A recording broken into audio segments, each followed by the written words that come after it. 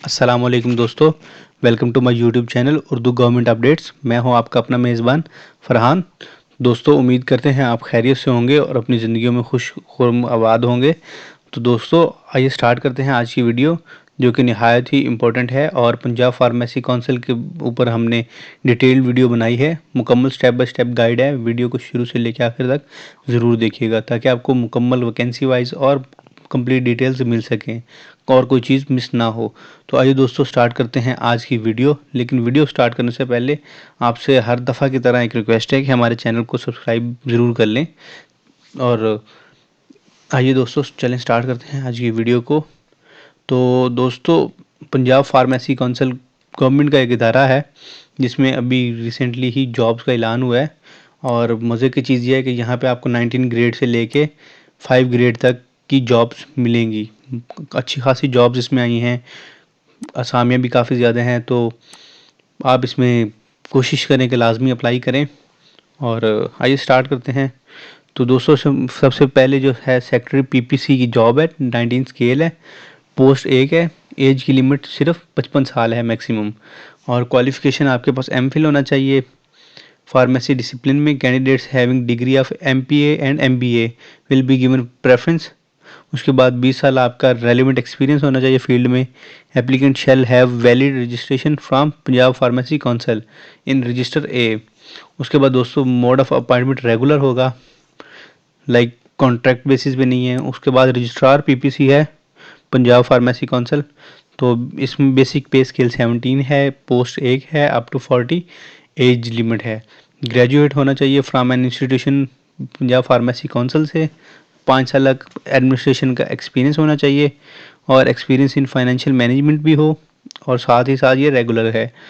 उसके बाद दोस्तों है कंट्रोलर एग्जामिनेशन की, जो कि 17 ग्रेड पे है। That's great.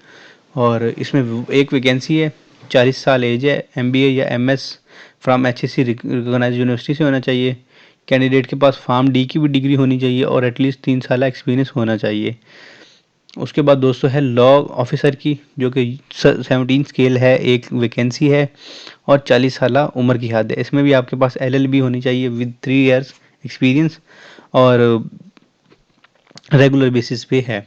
और आपके पास आपके कोर्ट की तरफ से लाइसेंस भी होना चाहिए। उसके बाद दोस्तों है डेटा प्रोसेसिंग ऑफिसर या कंप्यूटर प्रोग्रामर, सीपी जिसे हम बोलते हैं। 16 ग्रेड की जॉब है, 35 साल एज है, बीएससीएस किया हो बंदे ने, 3 साल रेलिवेंट एक्सपीरियंस होना चाहिए। और दोस्तों, आपको बताते चलें कि रेलिवेंट एक्सपीरियंस को मतलब होता है कि पोस्ट ग्रेजुएशन या जैसे अब जब आपकी डिग्री कंप्लीट है उसके बाद के जो ईयर्स होते हैं उनको काउंट करना होता है। सिर्फ जॉब से डिग्री के ख़त्म होने से पहले वाले ईयर कंप्लीट नहीं होते। उसके बाद जूनियर एग्जामिनेशन क्लर्क की है सीट, जिसमें 35 ईयर्स है और इंटरमीडिएट विद मैंडेटरी है, कंप्यूटर स्किल्स है, एटलीस्ट 2 ईयर्स वर्किंग एक्सपीरियंस होना चाहिए, 25 वर्ड पर मिनट टाइपिंग स्पीड हो। और रिकॉर्ड कीपर की भी है, 5वां स्केल है, मैट्रिक इसकी है लिमिट, एंड देन ड्राइवर है। दोस्तों, इसमें एज रिलैक्सेशन भी दी जाएगी। हम बात करते हैं कि डॉक्यूमेंट्स कौन कौन से रिक्वायर्ड हैं। तो अटेस्टेड कॉपीज़ ऑफ सीएनएसी होनी चाहिए, डोमिसाइल होना चाहिए and educational and experience certificates होने चाहिए। इसकी लास्ट डेट जो है वो 18 अप्रैल 2022 है। और अप्लाई करने के लिए आपने ये सारी चीज़ें फिल करके आपने इस एड्रेस के ऊपर पार्सल करवानी है या टीसीएस करवा देनी है। उसके बाद the government servant shall apply through proper channel by getting NOC. अगर कोई भी गवर्नमेंट का बंदा अपना डिपार्टमेंट चेंज करना चाह रहा है, मूव करना चाह रहा है, तो एनओसी के थ्रू अप्लाई करेंगे। Only shortlisted applicants shall be called for an interview. Applicants are not entitled for TA या डीए। कोई भी आपको ट्रैवल अलाउंस या डेली अलाउंस नहीं दिया जाएगा। तो दोस्तों, ये थी आज की वीडियो।